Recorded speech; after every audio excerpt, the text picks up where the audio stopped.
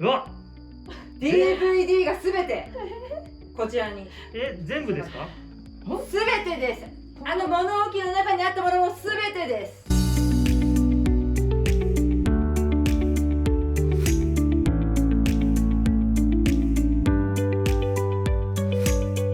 はい、今回の週末ビフォーアフターは 3LDK マンションにお住まいの4人家族のお宅の解決編でございます。はい、このうちはね、2ヶ月前に緊急レスキューして以来、お邪魔したお家だったんですが、その2ヶ月の間に変化がありました。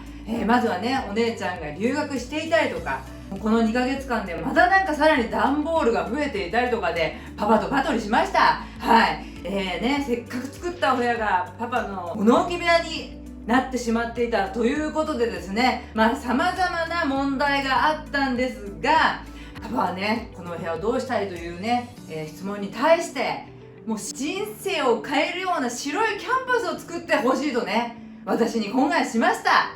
もう簡単に物を増やす人にね、言われたくないよと思ってね、ちょっとファイティングしちゃったんですけれども、はい、ママからはね、リビングダイニングが片付いたことによって、パパの意識もね変わったということで、これを機にね、パパの意識を変えるようなお部屋にしてほしいということで、お願いされましたので、片付けレスキュー古方純子としてはですね、この家の平和を守るためにね、パパの意識を変えるほどのね大胆な解決法を考えなければならないっていうふうに思いました。ということで、パパの部屋を大改造するにあたり、改めてねこの部屋の問題点を見ていきたいと思います。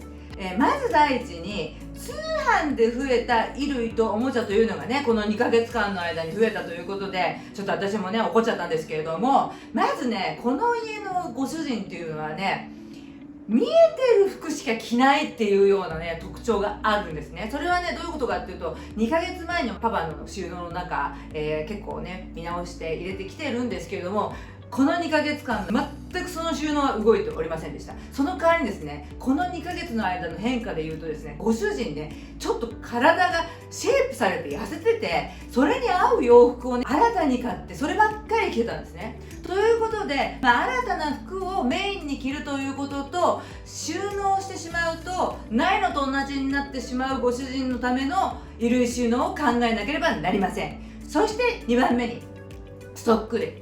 この家のご主人、意外と心配性でですね、何かね一つ買うのにもちょっと多めに買っとくと安心みたいな性格の人で、何でも箱買いする人だったんですね。そういったものが結構段ボールで、積み上がっていたりとかするので、またこちらのご主人、見えてないとすぐ買ってしまう性格というところを見越してね、収納場所も考えなければなりません。そして3つ目、はい、これが一番の問題でした。大量の DVD。 はい、でもね、この家のご主人とそれはとても大事な宝物だったんですね。ただですね、外の倉庫にもね結構積み上がってたりとかしてね、すごいこだわりがあるもので捨てられるものではありません。ということでですね、こういったねこの家の問題結構あるんですけれども、この問題山積みのこの家のパパの部屋をね大改造してきました。白いキャンパスは実現できたのか、渾身のアフターの模様をご覧ください。はい、ということで今日一日の作業が終わりました。パパの部屋大変でした。やっぱりもう夜です。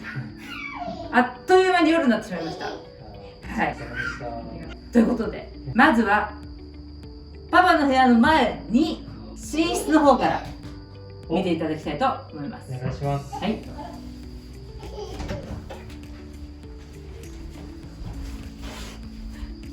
どうぞ。あれ、じゃーん。何これ。なんかちょっと床が高くなってますか？はい、寝床だらけだった寝室がなんと生まれ変わっております。で、今ご主人おっしゃった通り、はい、床から少し布団が浮いてます。浮いてます本当だ。これはですね、実はこの下に仕組みがございまして、高くなってる。見てください。どうぞ。うわ、これが全部入ったんですか？そうです。この家に18箱あったすごい。 DVD がすべてこちらに。全部ですか？すべてです。物置の中にあったものもすべてです。この下に。すごい。私これだけで午前中いっぱいかかってしまいました。はい、もう想像を超える量でした。ありがとうございます。ありがとうございます。いろんな夢が見れそうです。でも今までよりも全然景色は良くなってると思います。はい。しかもね、ママ、床に寝るよりもちょっとでも高さがあった方が寝やすいんですね、実は。ご主人ね、自分の部屋の理想としては、真っ白なキャンバスにしてほしいと私に要望いたしましたので、はい、これは苦肉の策でございます。ベッドとかってやっぱり一度買ってしまうとなかなか買い替えることができないんですが、そうですね。こちらの、ベッドは組み立てで、しかも引っ越しの時にばらせるんですね。はい、そうなんだ。3つですよ。ベッド3つ分に DVD 持ってる家ってなかなかないですからね。本当にね、嬉しいよね。ほら、大好き大好きね。よかったわ。今日はもう日が暮れちゃってあなた。もう息子の誕生日やっていうのね、私ものすごく頑張ったのよ。本当にありがとうございます。ね、気に入った？あなたは役者よね、毎回毎回。本当にありがとう。今日からここにいるのよ、あなたは。ね、そしてね、大きくなったらね、僕は古畑純子のおかげで綺麗な家に住めたって言ってね。ありがとうのバナナ。あなた、なんか作業中は何にも来ないくせに最後になると来るのね、いつもね。はい。ということで、最後によかったです。ご主人のお部屋に行きたいと思います。はい。ではいよいよご主人の部屋行きますか。はい。お願いします。どうぞ。うわ。何もない。はい。声が響いてる。ご希望通りホワイトキャンパスにいたしました。すごい。どこ行っちゃったんですか？あ、そっか、布団の下に行ったんだ。はい、布団の下にもたくさん行きましたし、いろいろ工夫はしておりますが、こんなに段ボールを開けたのは週末ビフォーアフター以来初めてでございます。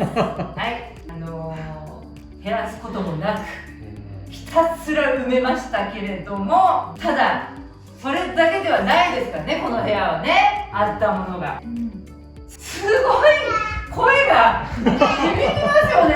すごい。だから私自分の声がうるさくてびっくりしちゃいますよね。だから今までものすごいものがあったせいで、もうなんかせまぜましい感じだったし、もう声も響かないしって感じでしたけど、響いてますね。お父さん、そういえばあそこでなんか死んでたワインセラー1号がこちらでしっかり息を吹き返しております。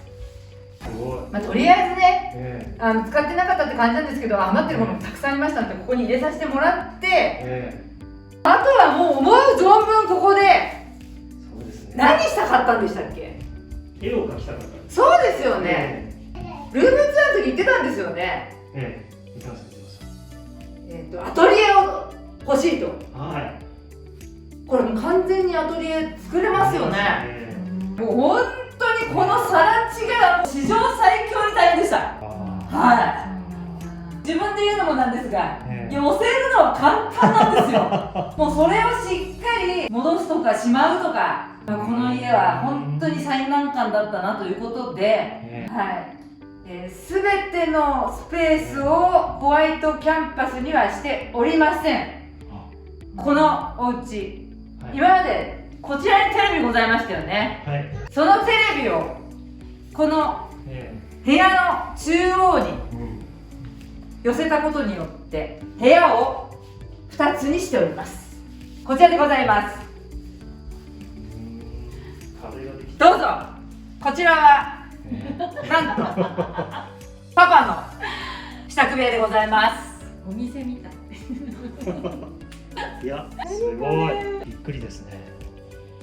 とりあえずこの2ヶ月の間に娘さんが留学しましたね。はい。もうあんだけ娘と頑張って作ったスペースを地獄にしやがって。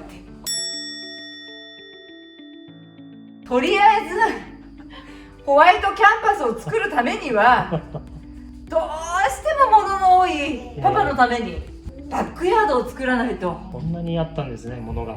ものすごい往復がありました。もう見渡せるようになりましたね。前はもう目に見えるものだけ着てたんで、そうですよね。だから着られてないもの、新品のものもいっぱいありました。で、お父さん見てください、こちら。あ、こちらにも作業スペースがあるんですよ。こちらにもキャンバスがありますね。こちらにもキャンバスがあるんですよ。だからもうここに文房具とか入ってますからね、なんかあったらこれでメモしていただいてできますよ。大事なもの入れときましたから。ご主人、なんとワインセラーを玄関から移動させております。黒くて気がつかなかった。もう馴染みすぎてて、このファンシーな照明とこのワインセラーが昔からここにあったかのように、棚と前面が一緒ですね。馴染んでますね。馴染んでるよね。全然邪魔じゃない。なんであそこにしますか。あそこですよ。あれはね、サイズがあるから。私がうるさいからって言ってやりました。